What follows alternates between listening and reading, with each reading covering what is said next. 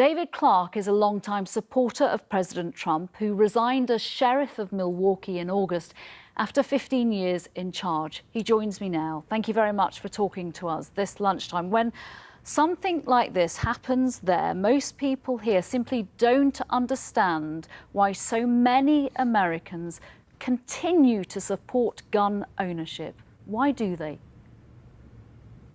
Well, there's a couple things at play here. First of all, it's our United States Constitution, which guarantees that right to law-abiding people. But here's what I want people to kind of just think about for a minute.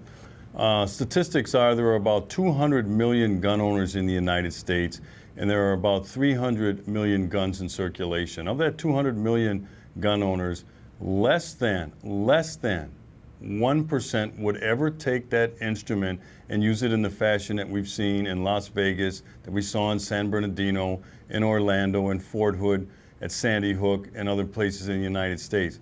What I caution people to do at times like this is to overreact in a state of emotion and panic. And we're all panicked right now. I take that back. We're all grief-stricken right now. We're all in shock over what happened. You don't develop good public policy when you make decisions in that state. So I caution people, I say, look, let's take a step back. We're just trying to understand how there is so much continued support. Let me give you another statistic.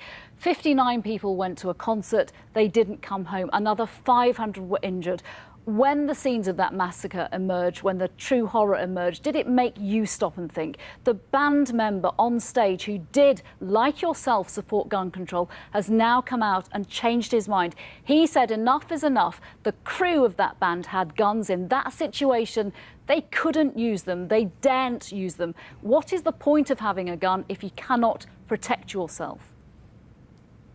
Well, let's ask the other 200 million gun owners in the United States who wouldn't behave in this fashion with that instrumentality. What I look at and what I focus on is the behavior of individuals. Sometimes there are red flags, sometimes there are not. So far, and this investigation is a long way to go, this seems to be an outlier.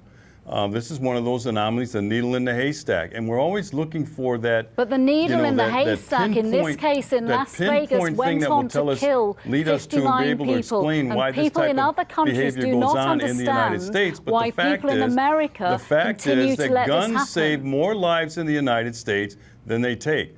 And I'll give you another thing that people should ponder.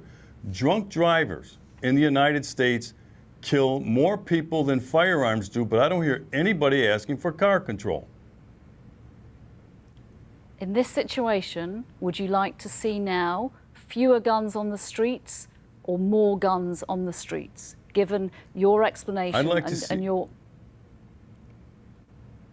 What I'd like to see is fewer people on the street who demonstrate this sort of propensity long before they commit this sort of act, and that's when we should do something, not afterwards. David Clarke, thank you very much for joining me. Thank you.